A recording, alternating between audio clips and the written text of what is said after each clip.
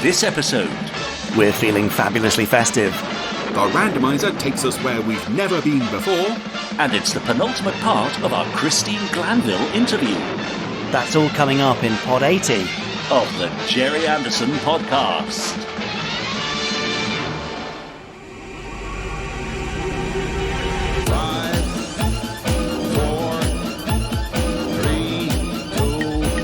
This is Christmas Control. Stand by.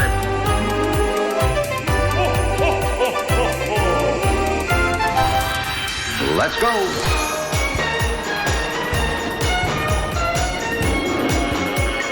Spectrum is green. The Gerry Anderson Podcast with Jamie Anderson and Richard James.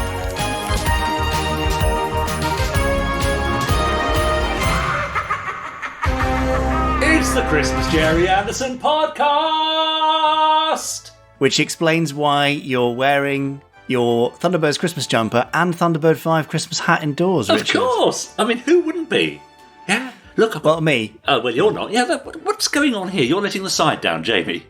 That's what I'm known for. Yeah. Yes. We're also known for the Gerry Anderson Podcast. You are? Oh, yes, I'm Richard James, and I think I know you from somewhere. Yes, I'm Jamie the Grinch Anderson. That's it. And we're here to give you a festive dose of everything FAB in the world of Gerry Anderson. Yeah. I can't believe that Christmas is just around the corner from the day of release. And in fact, I mean, is it possible that somebody's listening to this right now on Christmas Day 2019? Oh, well, that would be nice. I mean, I think I'd like to start my Christmas Day with the Gerry Anderson Podcast. Yeah, if you are, then do feel free to tweet us and hashtag Gerry Anderson Podcast. How do they tweet us, Richard? Well, it's quite easy. You head on over to Twitter and you can hashtag us Gerry Anderson Podcast. You can tag him, I'm Jamie Anderson, or me, Richard N. James, and we'll see your tweets there.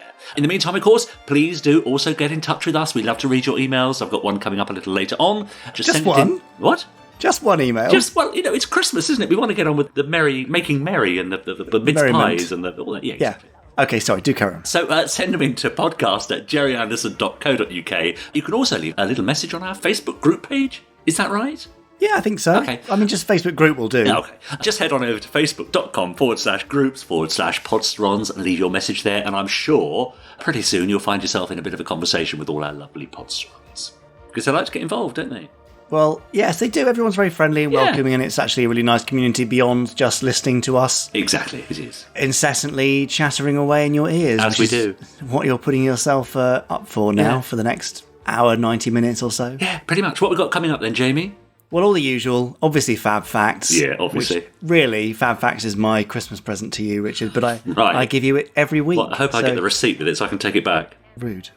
Thanks. Also, some Gerry Anderson news. Yep. As we discussed, it's part 4 of 5, I think, of our Christine Glanville archive interview. Yeah. I mean, we could have edited it right down, but she just keeps chatting such great stuff from all those years ago that we've just played it out pretty much in full. Oh, it's lovely. Even last week, I noticed with a bit where the tape was being changed and she was chuckling. But actually, I quite like that. You kind of feel like you're there in the room if it's an unedited interview, isn't it? Exactly, So, it's sweet. Yeah. Lovely. Oh, and of course... Yeah. Everyone's favourite, and particularly your favourite, Richard. The Plot of Peril.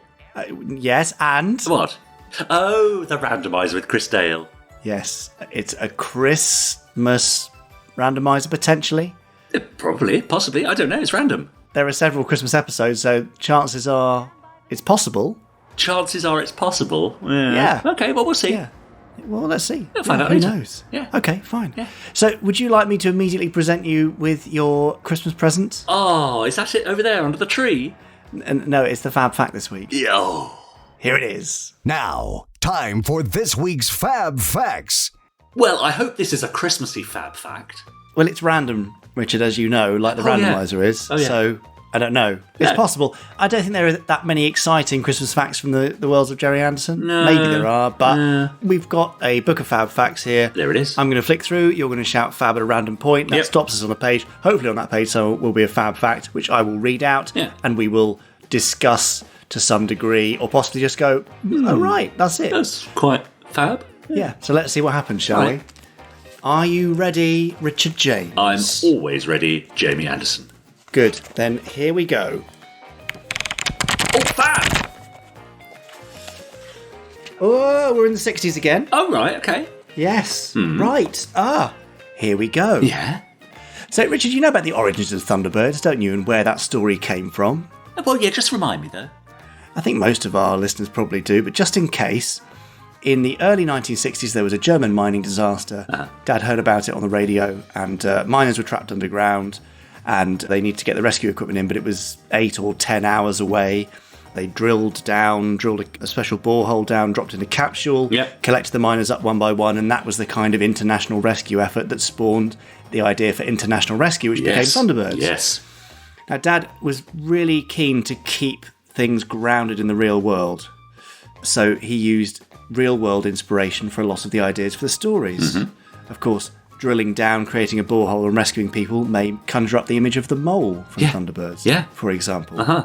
And he was often inspired by real-world events. But did you know, I'm guessing you won't know this, if you do I shall be very surprised. All right. Did you know, Richard, for this week's Fab Fact, that the opening episode of Thunderbirds, Trapped in the Sky, I know it well, was in fact inspired by a real-world event that Dad observed when he was in the RAF, working as a radio telephone operator. Get away! Well, I will after this Fab Fact. Yes, he essentially observed a craft coming into land where its landing gear had failed. Yeah. And it had to do a belly landing directly onto the runway, onto the grass, I think, near the runway. Right. Yes. And it was an image that stuck so firmly in his mind that when they were putting pen to paper for the opening episode of Thunderbirds, he was desperate to use that as the idea. Now, obviously, they added on the stuff about the Hood's auto-destruct bomb thing being strapped to the landing gear. Is that the reason it couldn't come down? He was in the RAF.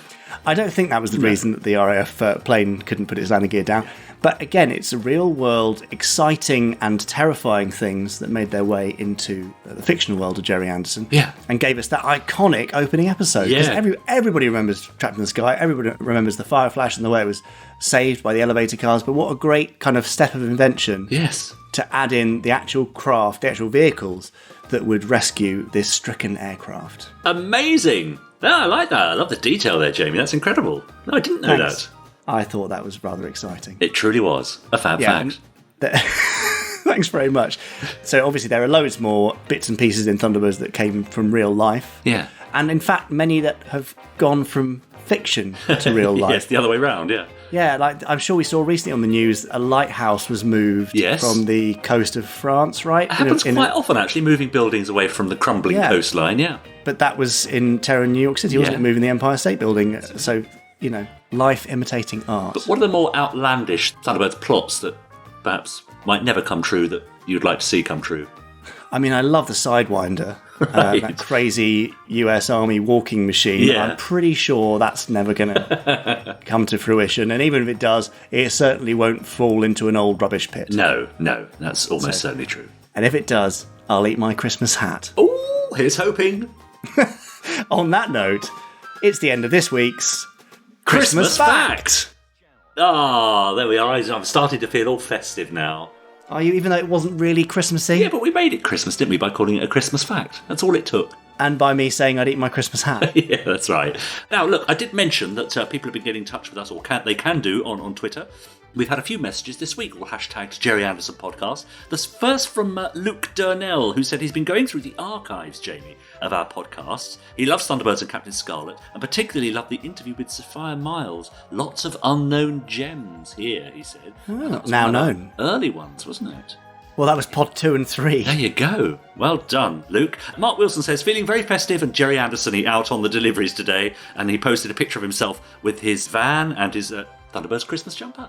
Nice. Yeah. Talking all the best people are wearing them, Richard. Absolutely. Megan said she'll be in Queenstown, New Zealand for Christmas this year with her mother, so even though it's summer down there, if it arrives in time, she'll be wearing it and she'll take a photo. Amazing. Also, Sonia C posted a picture and hashtagged it Fab Christmas or Xmas, and Kate Shields posted some pictures of her Christmas jumper as well and hashtagged that Fab Xmas. And Angela Cumming, I think it's Angela Cumming, said, so Dunedin's Santa Parade has the Thunderbirds. The Deep South does Christmas a million times better, and she's posted a video of a pretty huge Thunderbird 2 in a Christmas parade in Dunedin, I suppose that is, Dunedin in the USA. Yeah, Dunedin sounds right. Yeah, but a fantastic clip. Dunedin, maybe. Could be. Dunedin? Yeah. Who knows? But it's not quite life-size, but it gives you some idea of the size of what Thunderbird 2 might look like if it were an actual craft. And I reckon it'd be bigger than that, but it is sizable. Yeah, it is. Nice spot there. Thank you for emailing in. Yeah, that's right. So, yes, do get in touch with us on Twitter. Hashtag us Gerry Anderson Podcast anytime over Christmas and New Year, and we'll see it there and perhaps read them out in 2020. Can't believe it's almost 2020. Just around the corner. Before we get there, let's give you the penultimate dose of 2019's Gerry Anderson news. Oh, yes, of course. Let's hear it.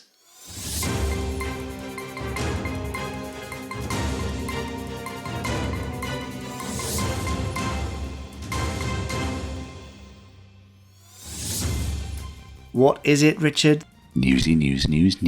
I've missed you saying that. I know. Slightly weird way.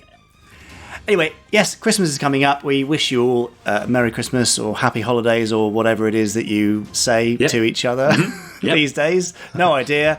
But starting just after Christmas, we've got a New Year's sale coming up. Would you believe it? Another sale, Richard. Right. But we've got to clear out some stuff at the warehouse because there are some rather exciting things coming in 2020. Oh, there now. Yeah, my little dog coming in through the cat flap there. Yeah. I said exciting things and there he appeared. So yes, do keep an eye on that. There will be a link on the front page of the shop. Mm-hmm. So check out the clearance and sale section for some 2019 into 2020 bargains. Yep.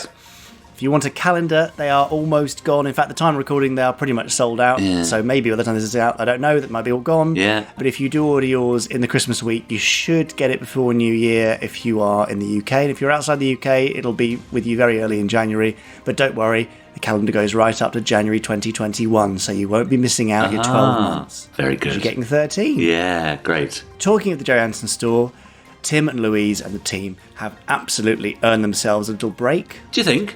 So, well, I think so. I think they've been pretty awesome, and I'm sure lots of our customers will agree. When's my little break? Well, we'll talk about that in the next podcast, Richard. Right, but for now, it's Tim and Louise who do all the hard work, so we don't have to. Fair enough. They're having a little break over Christmas and the New Year, and they deserved it. So, from the 24th of December to the 2nd of January, there'll be very limited hours and availability in terms of customer service, etc., etc. So please bear with us. You can still email in. We'll still get your message, but it'll just take us a little while to get back to you. Yep. If you would like to send Tim or Louise a thank you message or a Merry Christmas or a Happy New Year message, then please do so to support@gerryanderson.co.uk, where they will be more than happy to receive your praise and Christmas wishes and anything else you wish to say. Absolutely. I'm sure they'd love to see that. Great idea. So yes, if you bought anything this year, why not drop them a line and say thank you and Merry Christmas? Yeah, well, unless you weren't happy with the service, in which case, let us know. But they do a pretty awesome job. They do, so, yes, thank you, Louise and Tim, and Merry Christmas to both of you. And, of course, on a slightly sad note, but a celebratory one still, this Thursday, is that right on the dates? Yes. Boxing Day. Thursday, Boxing Day, is the 7th anniversary of Dad's passing. So much has happened in those 7 years. It's been pretty crazy. I mean, we've even done something as ridiculous as start a Gerry Anderson podcast, would you believe? It seems like a crazy idea, but there we go. It's happened. Yep. If you have any favourite moments or highlights from the worlds of Gerry Anderson, from watching it as a kid, watching it now, any positive thoughts or memories connected to the world of Gerry Anderson, then please share those thoughts across social media on Boxing Day. Yeah. And do so with the hashtag #CheersGerryAnderson. You did it last year in your droves. Yeah, it was lovely to see. It was. And if you'd like to include a little selfie of you raising a glass to the man himself, we would love to see that. So thank you in advance. Yeah. And that, well, it's sad but celebratory note, right? Yeah. That sad note brings us to the end of the Gerry Anderson news. That was the news. That was. Oh no, Richard, are you all right? Careful. Oh, excuse me. I've got a bit of a sore throat at the moment. So you do. We need to watch that. Done myself a bit of a mischief there. Anyway, you get it. Do you want to take a breather? Yeah, and I'll be all right. I'll carry on, but maybe less of the singing this time. Yeah, I think lots of people will probably agree with that. Oh. You know, in terms of looking after your poor throat. Oh, I see. Yes, fair enough. Any other Christmassy things you'd like to share with us, Richard, before you go on to our very exciting next item and pick a winner for your special feature? Wink, wink. I think we should do that. Over the last few weeks, we've been looking at the Plot of Peril, which I announced in, pod 77, I think, for this one. Or was it 78? I don't know. 77, I think. Was it? Yeah. So let's have a listen back and see what the plot device gave us all those pods ago. Are you ready? Here is your Anderson character.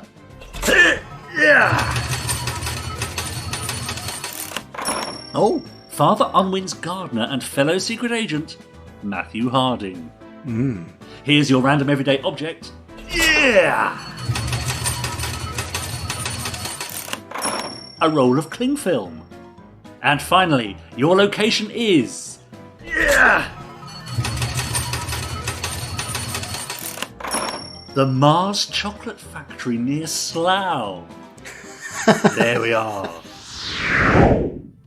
And I have to say, there we are. We've had some fantastic entries this time. We've got a very definite winner. Now, Oh, really? I have been requested via our Facebook group to sing it. But, as you know, I've got a bit of a sore throat. So What a shame. I won't go quite that far. But I shall read it out in just a moment. But first of all, Simon Allen posted on our Facebook group, The Plot of Peril. Jamie is at the Mars Chocolate Factory in Slough, where a line of Gerry Anderson-related chocolate bars are being launched. The Space 1999 bar is planned to change its flavour and packaging after 1 year, and the UFO one has lime-flavoured green goo inside. Matthew is picking up some extra dough for Christmas by operating the cling film wrapping machine. Suddenly, it starts wrapping the M&Ms only 50%, and the orders are backing up for at least 8 miles. Then, the alarm goes off and chaos follows. This is the time that Matthew wakes up and finds it has all been a dream, but at least it filled an episode.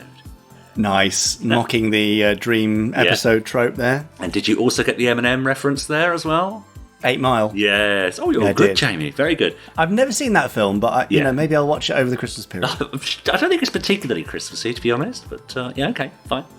But the winner of this episode's Plot of Peril is Tom Hodden, who posted Plot of Peril, the musical. Wow. Now, so I'm going to read the lyrics, but I'm not going to sing them in my delicate What a position. shame. I'm locked in luggage. I'm stuck in a bag. I want to see more of this world. It's such a drag. He makes me feel small, and my days always lag. I want to meet a nice girl, but there's a snag. I can't go where I feel free to work, rest, play. I can't go where I want to be to spend a day. I'm going to wrap that shrinker in cling film and foil. I know I'm a stinker, but I won't do his toil. I've broken free of a suitcase. Can't you tell me how to put on my best face and meet a girl from Slough? Oh, Isn't that nice? Nice very little ballad. sweet. I can see that. You know, maybe just a single spotlight on Matthew there as he sings the ballad towards the end of the first half of the musical. That's very nice. Perhaps we could make that a live performance for Pod 100's live studio audience recording. Oh, right, okay, great. Yeah, why don't you do that? Well, not me singing, obviously. Oh, okay. Nobody wants that. So there we are. The winner of this week's Plot of Peril undoubtedly is Tom Hodden with his Plot of Peril, the musical. So well done, Tom. Nice work, Tom. Thank you for that. Now, Richard, are we doing another Plot of Peril now, or are we? What's happening? Tell me what's going on. I think we might give it a rest over Christmas and the New Year. Maybe revisit it sometime in January if we feel like it. Something of a hiatus. Exactly. Or maybe there was something else to take its place. Not right now, no. Not right now, no. Okay. But who knows in 2020? Indeed. Yeah. All sorts of things are coming in 2020, including an attack from Mars. Yes. When Zelda arrives. Yes. Anyway, we'll talk more about that next time. Great. Thank you, Tom. Thank you to all of you Potterons who have been entering the Plot of Peril over the last few weeks, months. And we'll be back with more in 2020. Yes. Exactly. Shall we pop along back to 1991 now? Oh, it's just like yesterday. 2020, 1991, 2019, goodness me. Anyway, back in 1991, as lots of you know who've been listening in, Christine Glanville was interviewed for Dad's biography. She gave away lots of fascinating information about how she got involved with AP Films and how AP Films became Century 21 and the growing kind of scale of the puppet adventures they were creating, all that kind of stuff. We've managed to drag this out for 4 parts, including today, and there'll be one more next week. Oh, lovely. I say drag out, it's not really. Like I said, I just wanted to give you the full experience of sitting down with Christine and listening to her tell her fantastic stories from her amazing life and career. So, without further ado, here is Christine Glanville, part 4.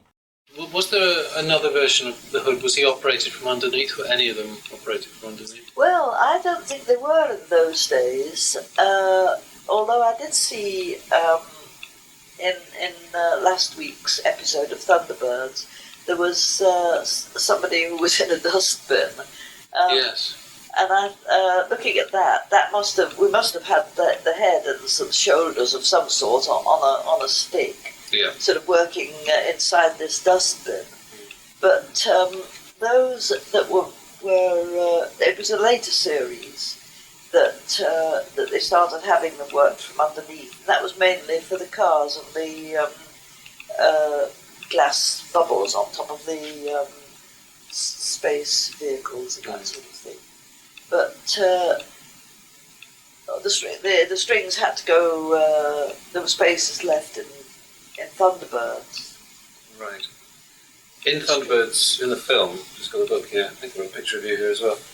Do you remember that sequence? Oh yes, that was lovely. The dream sequence. Yes, that was absolutely beautiful. I remember this one particularly because it took ages. Was you there? Yes.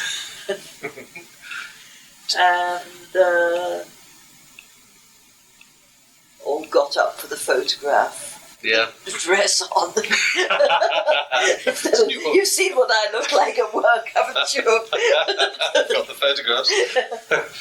So, for this, I must look fairly reasonable. But you must have enjoyed that dream sequence because that was fantasy. Yes, it was. It was. It was very difficult to do because you see, you had this car. Yeah. And sorry, Parker. And it was flying. And there's quite a lot of characters here. All close. 1, 2, 3, 4, 5, 7 characters. Now we were on a bridge, and the floor, sections of the floor of the bridge, you could take them out. Well, to get all this lot in, they were practically all out. So we were walking about on the girders, really, to sort of get these puppets into the positions that they wanted them. And so there was one puppeteer that we had working there then, and he's a very nice fellow, and he rather liked the girls. And we were all up there holding these puppets, and of course Peter had to come up and decide which puppet he should take. And this had taken an immense length of time to get these actually in position and stuck down on this shiny vehicle. So he comes up onto the bridge and is stepping across these iron girders, and so one of the girls, he just went, and you. Everybody turned round. Strings were snapping with left and centre. So that set you back a few. Yes, it did. For now. Oh, they were annoyed. I could understand it. We did get into trouble. Did you have a lot of waiting around to do when you were actually up there on the bridge, waiting for lighting? We did have, yes. I mean, all of this sequence took a lot of shooting, but. We could hang the puppets up, we weren't holding them all that time. We had some gallows that, you could sort of cleats so you could sort of lengthen the strings or shorten them.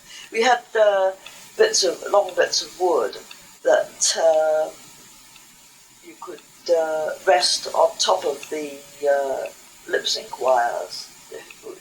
They were quite heavy, the ones that went across the front of the bridge, that took the current that worked the valves.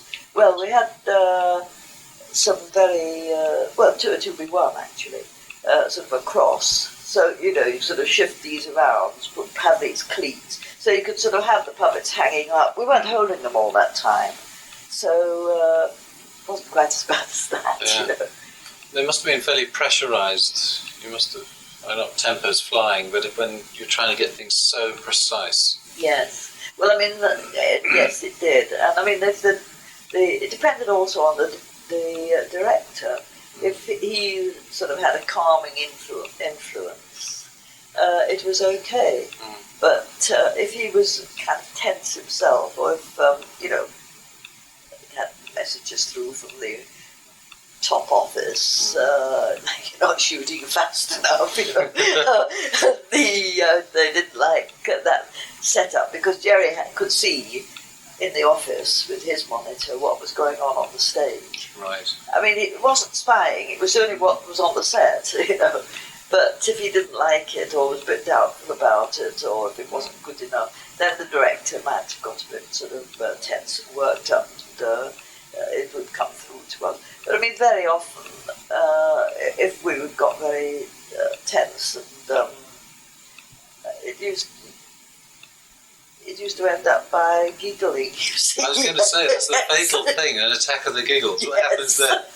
Having to hide this, and all this sort of tension on the floor, and I was up in helpless state up on the bridge. The puppets would all be moving around. So, Thunderbirds, the busiest time was it? Producing the Thunderbirds? Or just like any of the other series?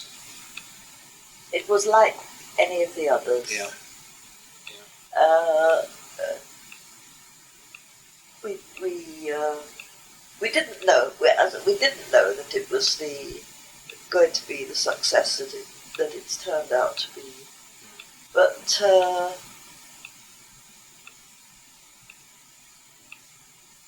no, we didn't. I mean, it's surprising to me now, that it's still going on all this time. Interesting. And is it true that you didn't actually see them when they were first shown? Well, I didn't personally. I mean, the others did, but they were shown at the weekend, and I mean, having worked on them for all week, I just wanted to get away at the weekend. I couldn't face them. Yeah. As I'm seeing them now for the first time, you see. And your reaction? Yeah, very, very good. Much better than I thought they were. Yes. Because perhaps when you're actually working on the set, you're probably being overcritical, and you think Well, of course, when you're working in the thing, you don't really get a true vision as to what it's like because you're not seeing it finished, and you see rushes and there's no sound, and you see uncut. And sometimes it doesn't. Or it doesn't matter. We can cut round that. If we've made a mistake, if they sort of put a close up in, sort of cut the. So you don't see the rushes as a true image. You don't. There's nothing to help it. There's no sound. There's no music or explosions or whatever. We did see a rough cut, but there again, you're not. It's only one of the cuts. If you don't see it on the screen, as I didn't, as I remember them, they were a bit rough. But having seen the finished article, I think that they're very good. Yeah. One episode that must ring a bell for you is the one with the alligators in it. Well, it's one that you remember because of the alligators, you see, and also the fact that Lou Grade came down during that picture as well. And, so those are the things. I mean, the funny things like to do with the alligators, like the one that got hold of Lady Penelope's leg and wouldn't leave go, and ate it? They can't have done it much good. It's only a baby alligator. Left a few teeth marks. I don't think it did the alligator much good. Had a sore mouth afterwards. Biting into this fiberglass leg. But they couldn't get its jaws off, But anyway, it's because of the alligator, not for any significance. It was just a novelty that... And the alligators smelt, according to Bob. Bob said they had a terrible smell. Probably don't recall. No, I can't remember that. You sure it wasn't the water with all the swampy water with the paint poured in it? I mean, really, these alligators, they had an awful time of it. So they used to have this water in the tank, which was there. Well, I mean, I reckon it would be about a week that this water was there. And they used to empty all the paint, clean the paint water in it and that to get it to look a nice swampy colour, not clean. There'd be oil poured in it and all sorts. And then these alligators would be put in as well. Well, I mean, I don't know whether it would be the water that was smelling or the alligators, but they did have their keeper with them.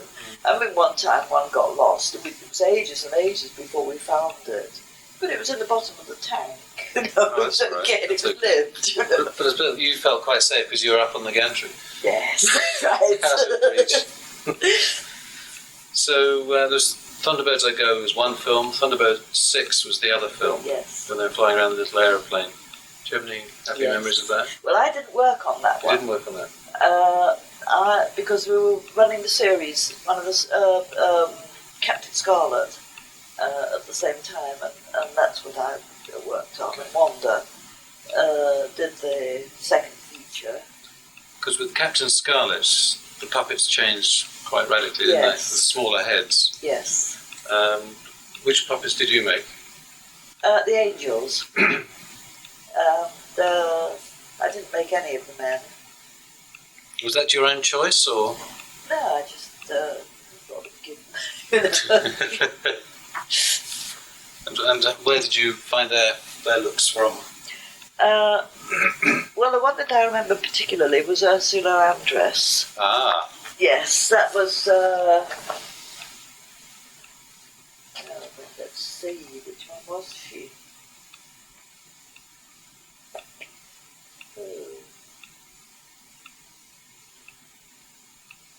Oh, I think it was Destiny. I think it was Destiny. It was Ursula Andress with the long blonde hair. There was an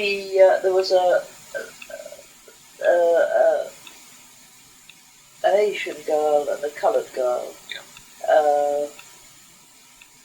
I can't remember that they had, apart from that one.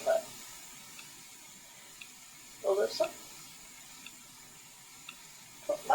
I think one of them was based on the model. Famous model. She came from Harry. What's her name? So famous, it's not true. Anyway, it was based on her.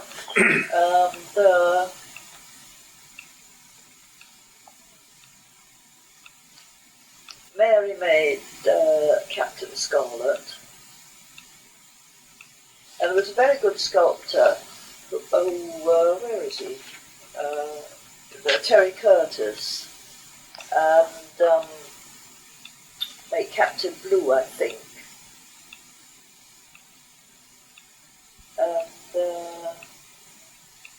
And I can't remember whether John Brown made Captain White or not.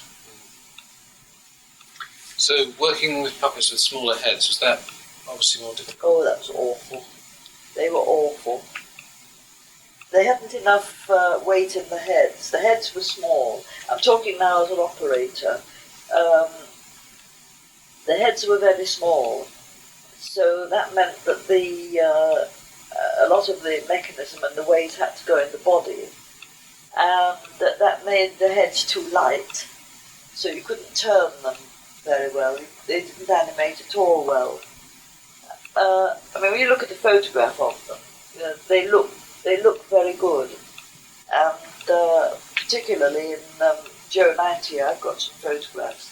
And you have to sort of really look at them to see whether they're people or not, because the proportions are so accurate. But they didn't work like people. They still worked like puppets. You used to have to get them to turn their heads as often as not. There was, especially in a close-up, there would be somebody standing just out of shot with their fingers just above the puppet head to get the heads to turn round, because you just couldn't do it with that length of string. So they had their problems, those. And some of the puppets, like the Angels, when they were in their aircraft, were operated from underneath? Well, those were, because I had this idea of having them working from underneath, because there was always this difficulty of where the camera had to go to hide this space in the top of the canopy.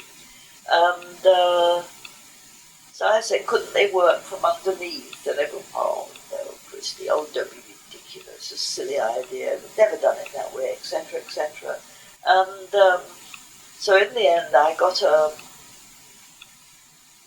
ahead and did a mock-up, really. It was sort of crude, but I got it to sort of not turn.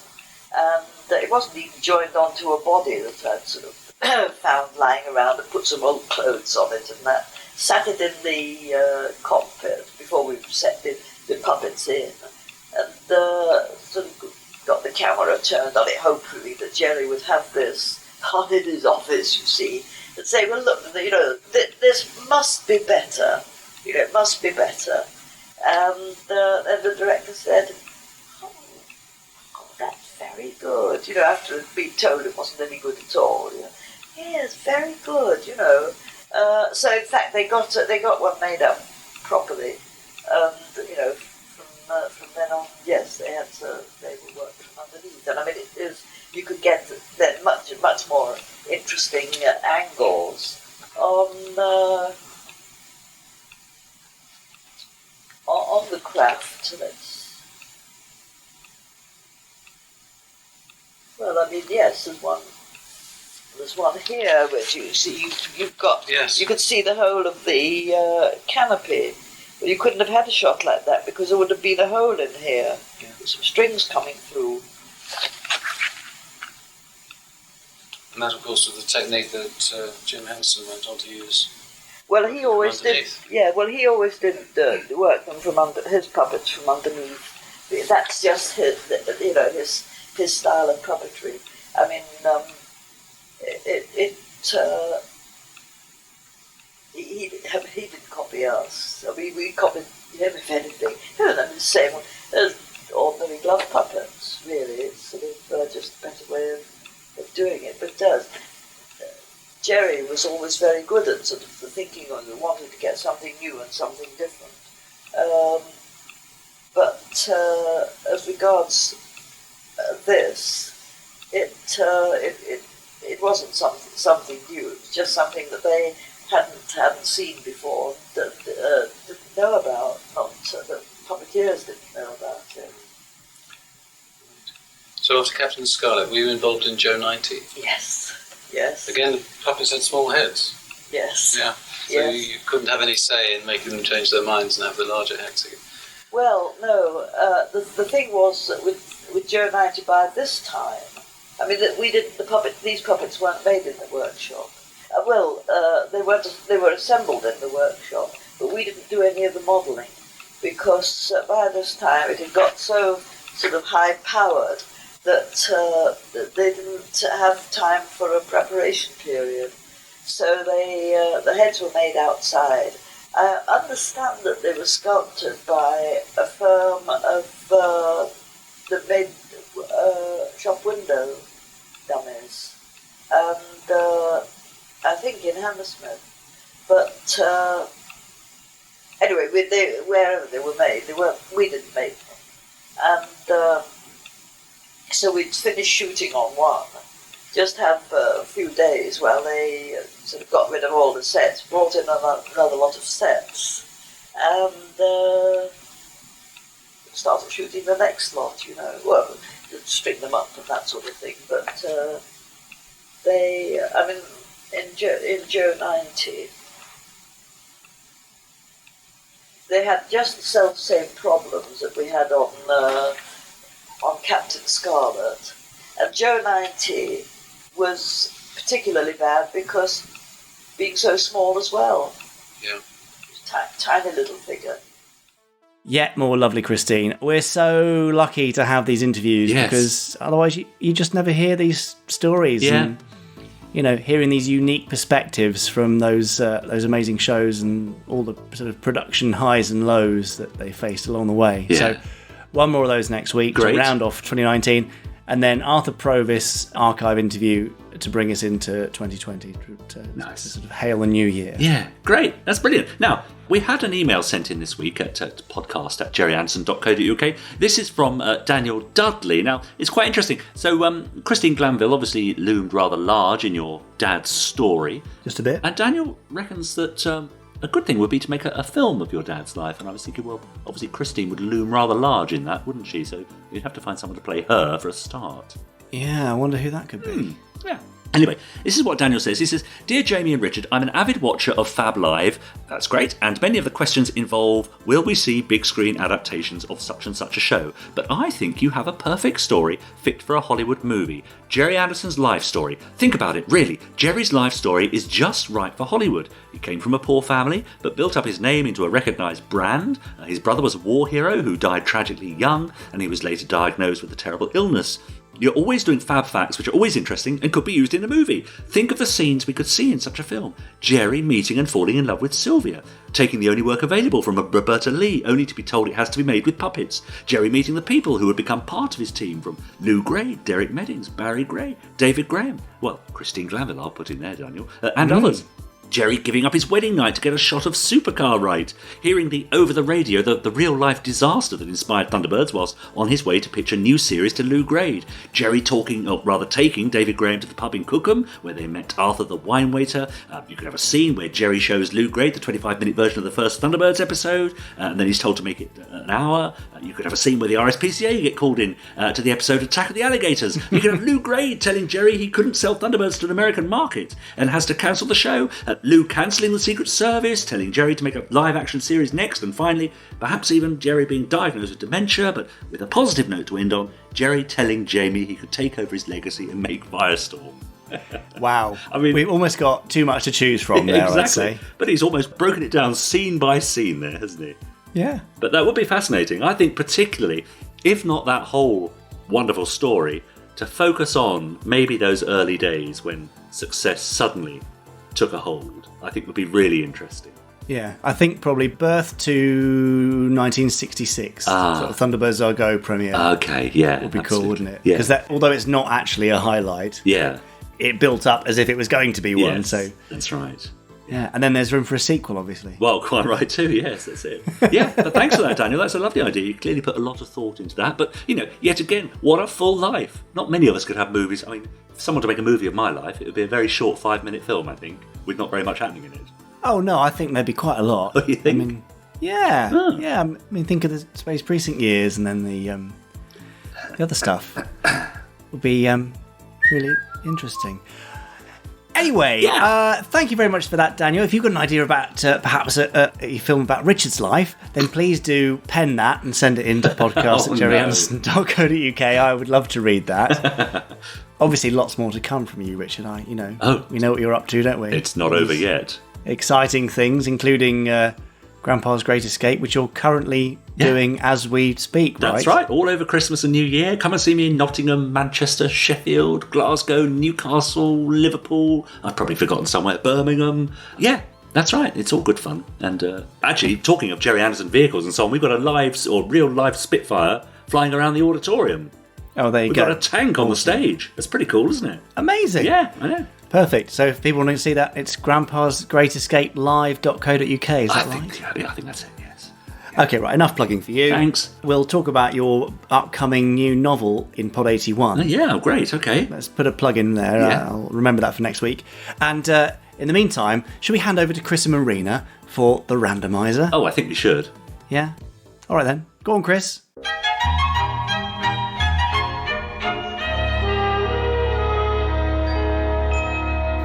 Glad you can make it this year. Well, thank you, Jeff. It's very kind of you to invite us both to Christmas on Tracy Island. Can we open our presents now, Dad? Oh, sure, but you must call me Santa.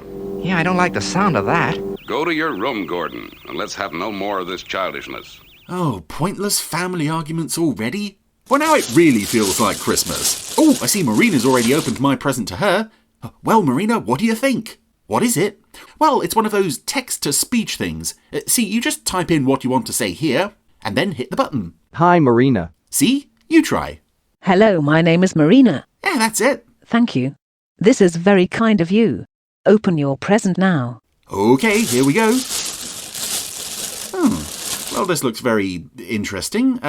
What is it? It's a plug-in memory module for the randomizer, containing all the Gerry Anderson films and a few surprises. I thought you could use it on Christmas or other special occasions. Well, that is very useful. Thank you very much. I'll just plug it in here, press the big red button, and away we go. how are you getting on with your machine, by the way? You see, the great thing about it is it comes with a variety of accents for you to choose from. American? Hi, I'm Marina. German? Guten Abend, ich heiße Marina. Spanish? Oh, it's coming up with an error message. Was machst du? Well, I'm just trying to get it off German, but I think I've broken it. Oh, the randomizer printout.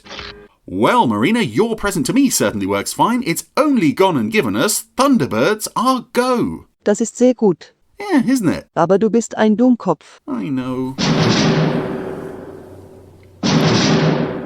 So, by popular request over the last, how long have I been doing this now? Year and a bit.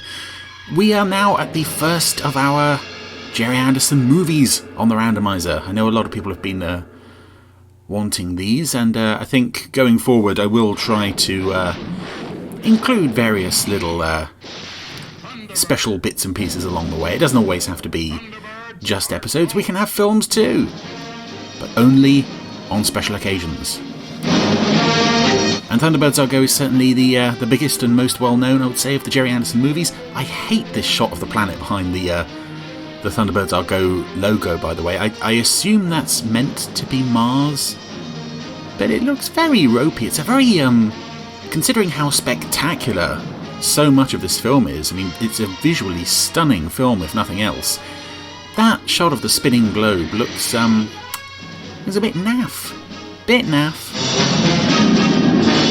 But it's so great to see a Gerry Anderson series make the leap to the big screen like this. And of course, if any of them deserved it, it was Thunderbirds. Here we have new, well, not new because everything about the film is new, slightly different opening titles than we are used to, giving credit to all the Tracy brothers and, of course, Lady Penelope. Which is a nice, effective opening. I think they're sort of assuming that most of the viewers of this film would be at least somewhat familiar with the TV series it's based on. And if they are at all familiar with that series, then they will know it includes some wonderful music and some wonderful special effects. And this opening sequence of Zero X being assembled, rolling out to this gorgeous Barry Gray theme is almost a film in its own right, this assembly sequence. And of course, yep, rather than roll out the vehicle, we move the entire building because, yeah, that's easier. I don't know if anybody's ever actually looked into in real life how practical or cost effective it is to move an entire building rather than just a vehicle. Clear launch apron. Zero X moving into position. And I also really like the design of Zero X, and particularly the MEV section. Just this lovely chrome blue and the red stripes that, of course, that motif continues onto the launch control building itself, and these lifting bodies that are now rolling out to join the main body. All fuel tankers should now retire to the special area. And I think we can see here, certainly when compared to something like Fireball XL5, they've taken a bit more real-world inspiration from having watched all those rocket launches and such in real life, seeing that it isn't just, we're going to take off now, whoosh, away we go in our space rocket.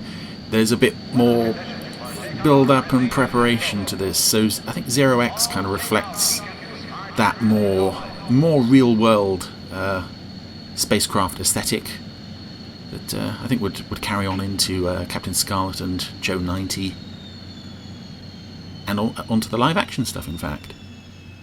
So Zero X is a nice hybrid of the old-fashioned Fireball rocket-type vehicles and what was to come in the future.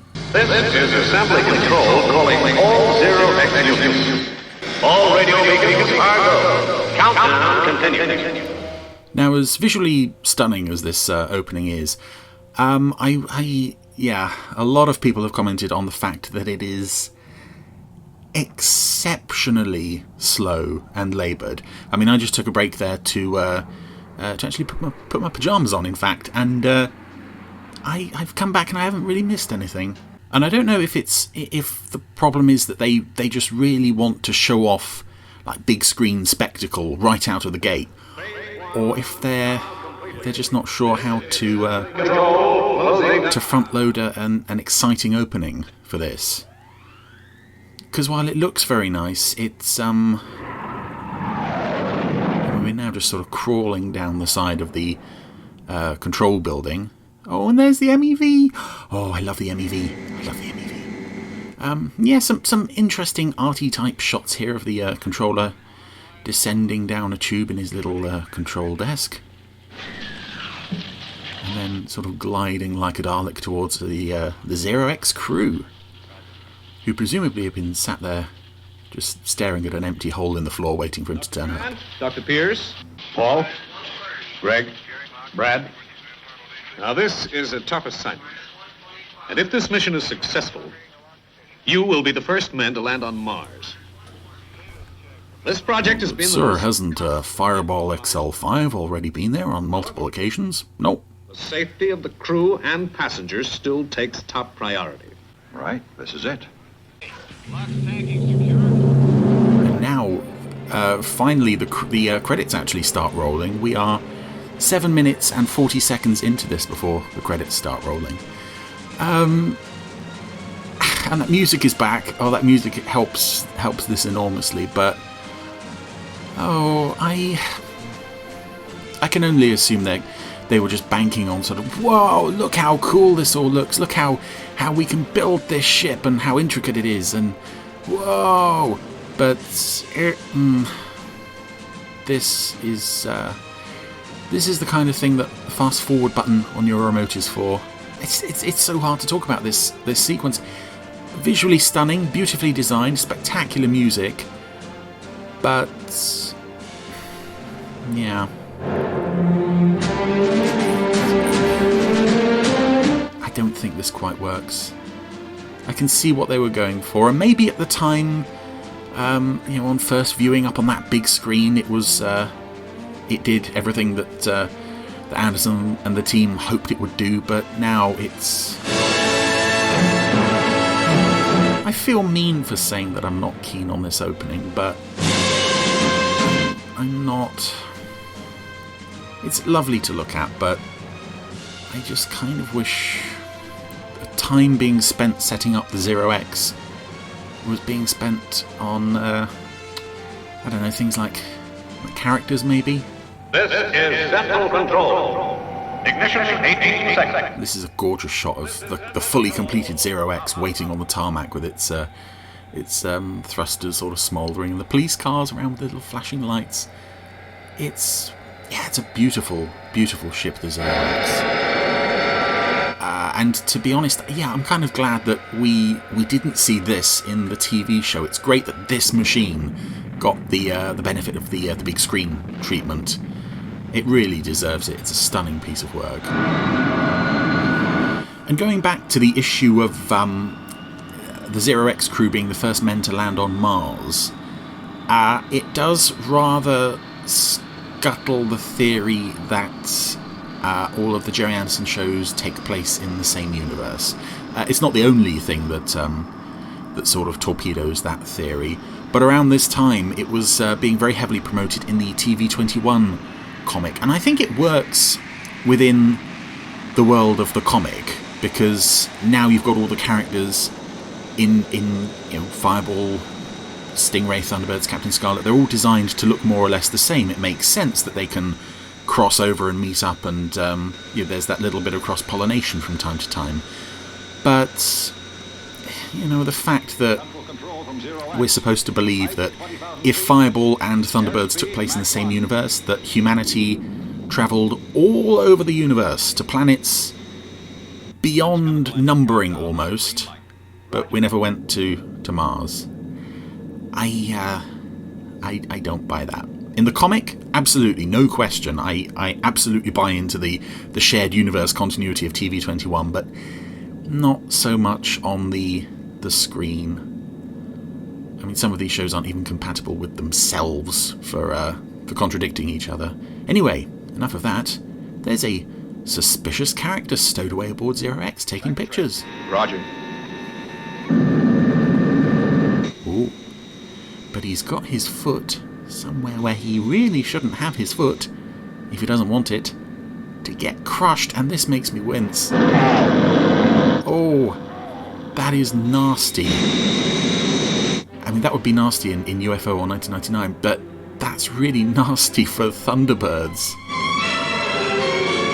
Of course, it's the Hood. With his brand new, for this film only, I think, pained expression face. Controls jammed. Jammed. Oh, you see his teeth and everything. And, blood. Blood. Yeah, the Hood is, well and truly got his foot gnarled up in the Zero X. System is jammed. Nose is dropping. Ejecting nose cone. Which, of course, as you might expect for a Gerry Anderson vehicle, is going to break everything. Zero X is going down. And for Thunderbirds, this is a surprisingly graphic thing for a character to go through. I mean, even a villain. Zero X control. Even, the Hood, who obviously, is a very, very nasty chap, but he, the last we saw of him in the TV show, he was hanging off the side of a cliff complaining about, curse those stupid boys, and then he fell off the cliff. He was kind of veered between sort of the Captain Black serious violence and the sort of more cuddly Master Spy and X-20-y sort of comedy villainy. But here he that foot thing, that looks so painful. And there's blood dripping off his sock. Oh, leaving a trail as he crawls along. I can't remember any Anderson production actually, well, with the exception of that bit in Space 1999 that got cut from End of Eternity, having so much blood. I know there was blood in the puppet shows, but it's such a nasty injury. Anyway, the Hood's had enough for today. He's jumping out.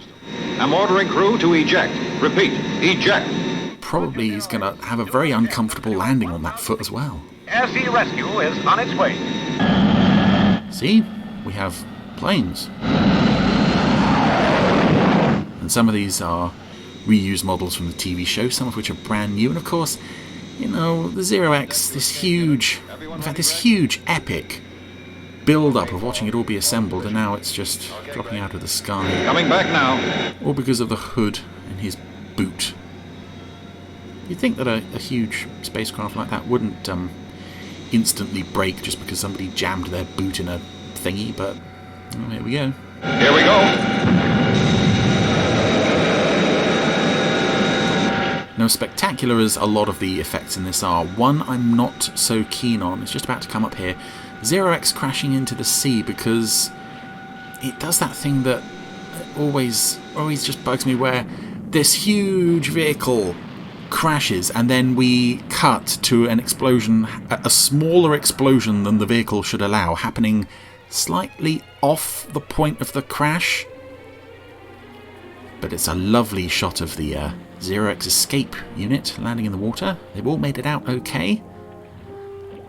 But Zero X is no more. You've now had time to study the very fine report that has been produced by our aviation investigators. We at the Martian Exploration Center wish to thank those concerned for their untiring efforts in this direction. Mess? You named your organization Mess? And meticulously describes every happening that led up to the crash 24 months. So here we are in the MES, conference room, I guess. It's very, again, now, before we a very stylized set. Lots of black and bronze squares on the floor, and it's got a contrast with the blue of the space people's uniforms. They're all voting on this report thingy. For your unanimous support. I do wonder to what extent the report actually acknowledged the Hood's involvement. Did they find his mask? Did they find his foot? Well, not his foot jammed in the trim, his boot. Can I take it that I have your approval for this too? Well, we never know. Anyway, Mr. Chairman wants to know, if they should send another Zero-X to Mars. Everybody seems on board with it, bar one. We're getting this nice, long, slow pan down a line of very familiar faces from Thunderbirds TV series. There's Eddie Kerr and, of course, Commander Norman. We're going down to a character known as Angry Young Man. I think our security arrangements are inadequate and would suggest that we ask International Rescue to be present at the next launching. Are you suggesting, sir, that we're incapable of handling our own security arrangements? I have 862 pages here, sir, which say just that. So I don't quite know why he's called Angry Young Man. He sounds a bit more sort of timid, middle-aged type man. But anyway, and that's the last we see of... that's a very, very impressive set to use on just one scene. But then that's this film in a nutshell. We can spend so much time on sets and vehicles and things, and kind of not focus on the characters side of things so much. But we are seeing here that a lot of money has gone on updating and revamping Tracy Island, which looks absolutely beautiful, especially in HD. Well, Father, takeoff is scheduled for tomorrow morning. You'll have to make a decision soon, Dad. Even if it's no. This is a tough one. I know how you boys feel. I guess you're raring to go. And this is an odd introduction for the International Rescue Gang, the Tracy family, considering that this is not as scripted or as filmed to the first point where we saw them in this movie, because there was originally a bit where Jeff filmed a response that was broadcast via a TV company, basically saying, thanks, but no thanks, we're not going to help Zero-X. I think that's the gist of it. Obviously, I've never seen it because, as far as anybody knows, it probably doesn't exist. Launch Thunderbird 2 and follow Scott to Glenville. So again, this scene rather assumes that everybody watching this is going to be a Thunderbirds fan who knows all about these people. And orbit the Earth until Zero-X. Anyway, everyone's getting some jobs to do here, except for... What about me, Father? Well, it's unlikely. Which one are you again? Aren't you the one in space? No, you're the other one who... Thunderbirds are go! Poor old Gordon.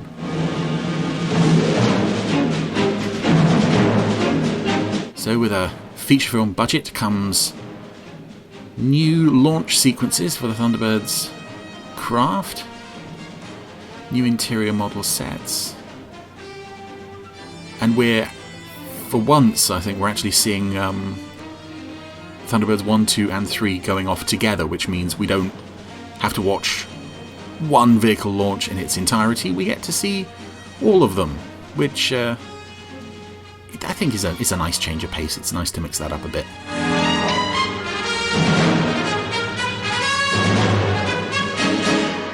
And some of these shots look amazing, but as always, the effect shots with the minifigures. There was a minifigure of Scott, there was a minifigure of Alan. They never look particularly impressive. But, new Thunderbirds 1, 2 and 3 footage. New pool. Oh, but some things never change, of course. The lemon squeezer, still on the side of Thunderbird 1 hangar. Oh, and there's Gordon watching them go, with his sad face on.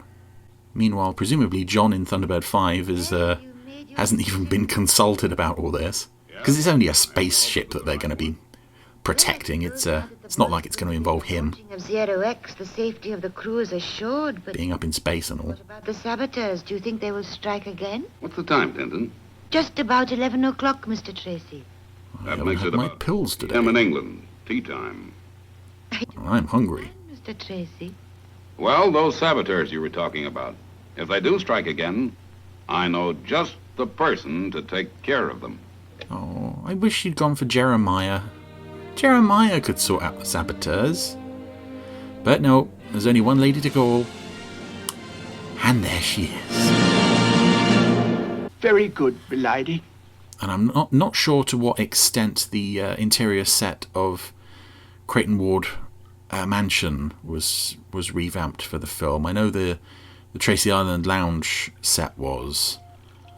This looks roughly the same as it did in the the show, but it's probably... There's probably so much extra detail there that I can't... I'm not one of those people who can stare at a shot from Thunderbirds and go, aha, that was filmed February 65 and it was a Tuesday, quite a wet day, and I can tell by the fingerprint smudge on that puppet's cheek who was operating them that day. I wish I was, because I greatly admire the people who can do that, but I'm afraid I can't, unless it's got a great big arrow next to it pointing out various changes. I'm afraid I just... There's a big press conference tomorrow evening. I just miss a lot of that detail. You rang, milady? Yes, Parker. Get out the Rolls-Royce. I'll call the airport. We're taking off for America with Fab 1 immediately. And another dropped scene there, I believe, was that they went to America on the Fire Flash.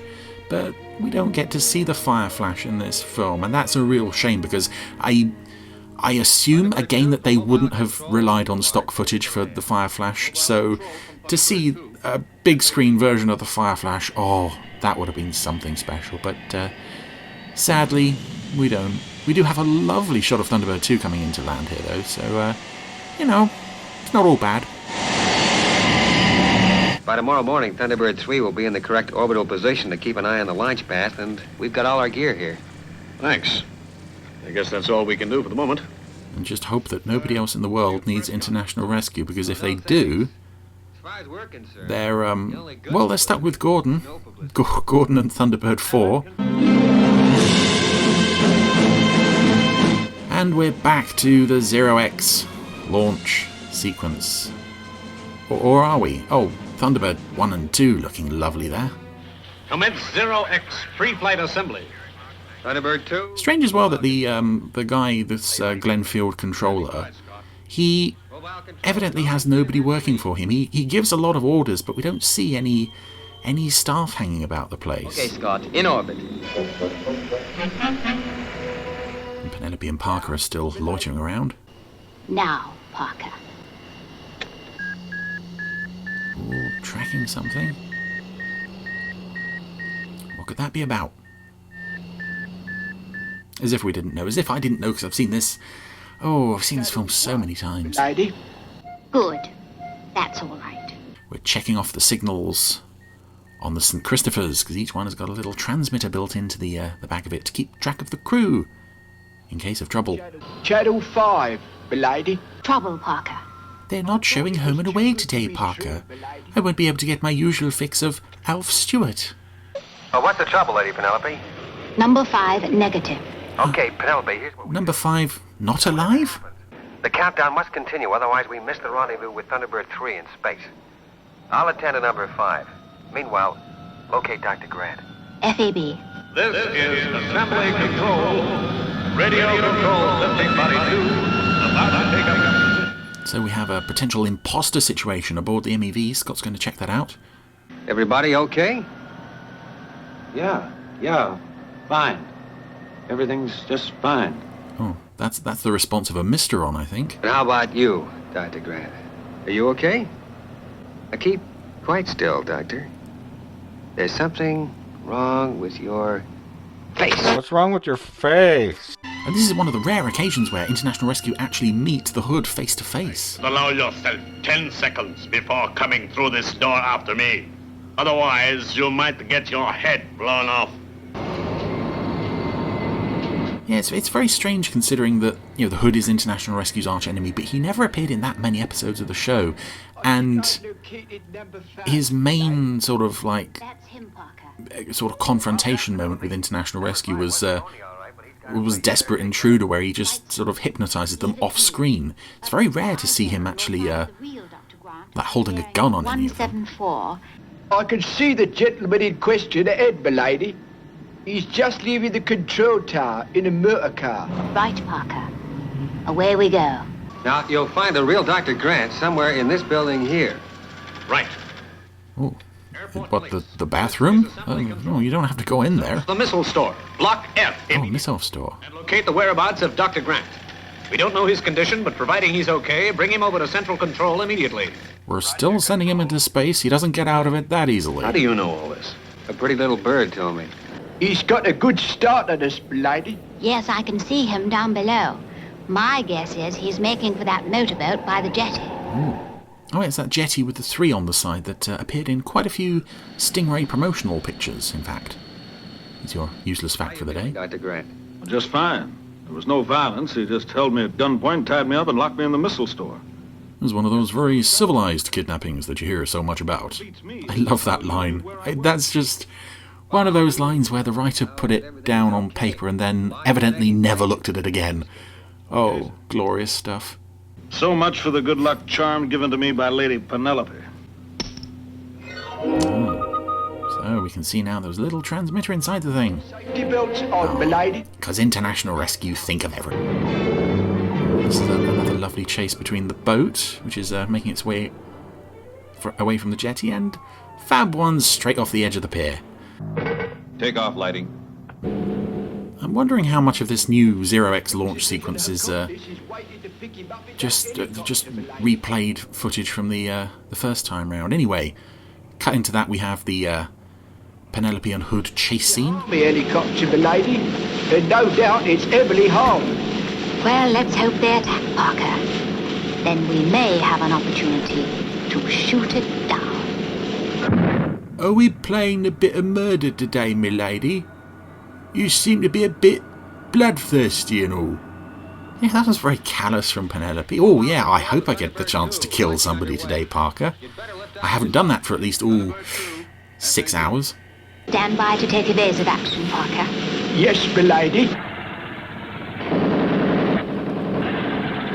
This aircraft that's attacking them, this army helicopter, I don't think we really get a good glimpse of it in this film, but it does look like a very nice design. Again, it's not too far removed from the real world, but also it does have that sort of sci-fi edge to the design. I don't think we see it in any other show or series either, probably because of what's about to happen. Thank you very much.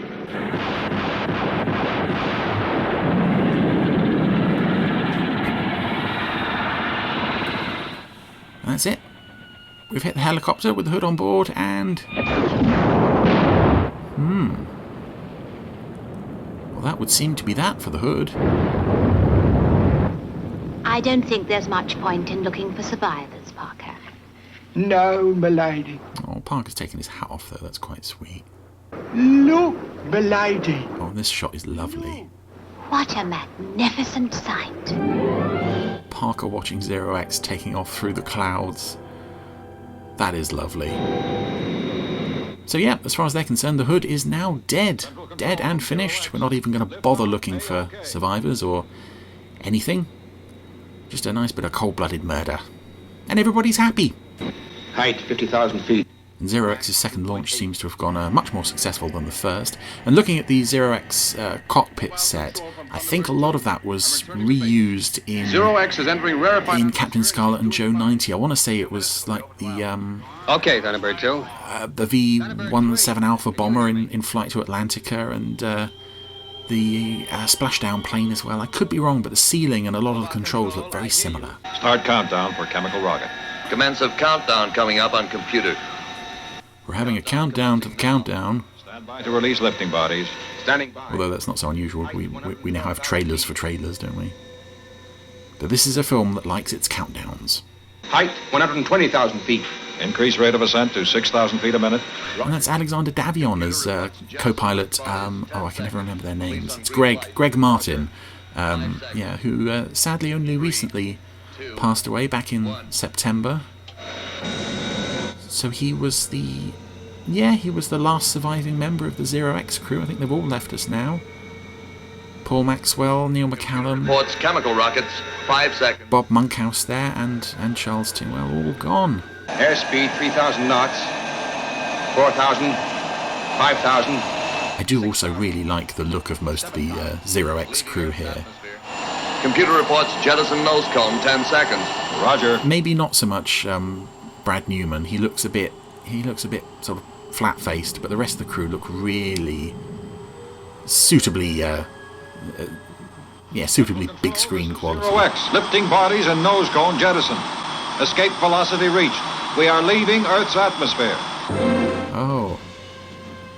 So, screw you guys, we're off to Mars. That almost seems like the moment where he should say, he should admit to some crime or some infidelity or something. It's like, and you can't catch me now, I'm off to Mars. Oh, and is that supposed to be Mars glowing in the distance? It's again a beautiful shot in the cockpit of the blue of the sky fading out to the black of space with stars, and it looked like one of the stars was a bit brighter than the others. And accelerating to 100,000 miles per hour. International Rescue calling Zero X. May we offer our congratulations on a superb liftoff. Fortunately, our services were not required, although I can tell you now that a sabotage attempt was made just before liftoff. But we took care of it. Now I guess the rest... So in that sense, our services were required. Dr. Grant has just told us about the sabotage attempt. The only thing we really want to say is thanks. Well, it's been a hectic time for all of us. How about us all getting together tonight over a drink? I hear there's a fab nightclub called the Swinging Star near my hotel. F.A.B.? It's got Smile ahead on for that. I just happen to be monitoring your... Virgil's not going to miss a party either. Well, what do you say, Virgil? Are you game? I sure am. Oh, and I think on that note, we will leave it there for today for Thunderbirds Are Go. Zero X has successfully launched, and even though we've got half a film left to go, I'm sure nothing could possibly go wrong now. Uh-oh. I've jinxed it, haven't I? Oh, means I have to come back next week. See you then.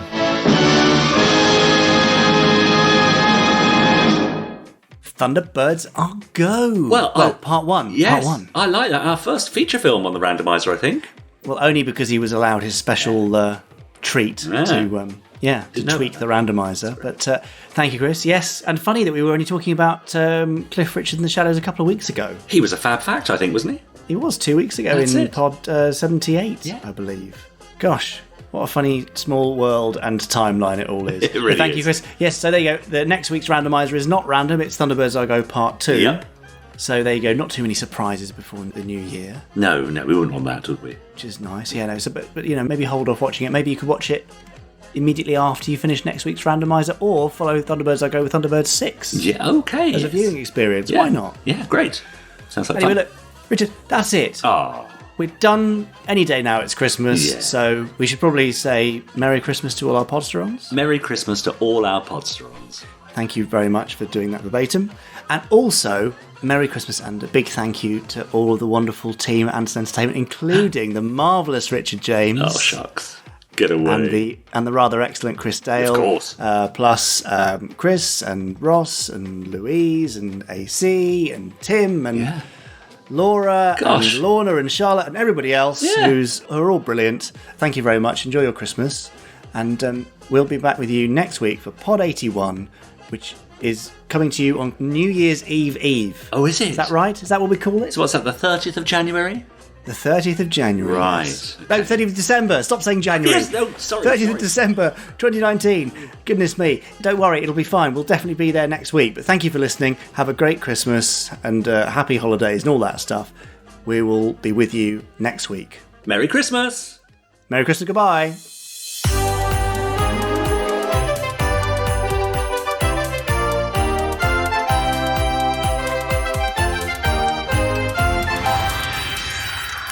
Stage 1 complete. Let's go.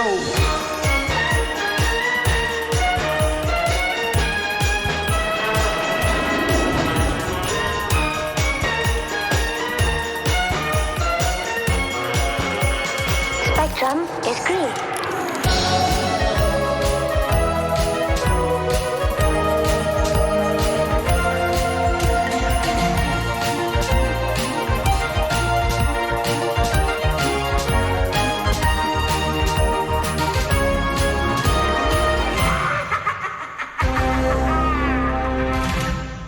What is waiting for you under the Christmas tree, Richard?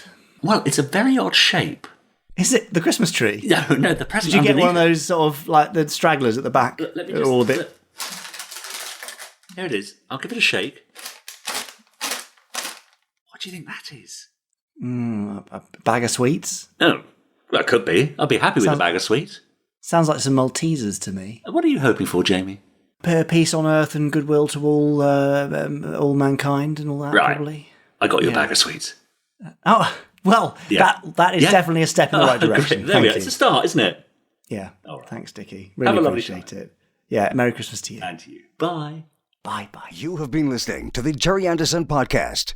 Wasn't it fun?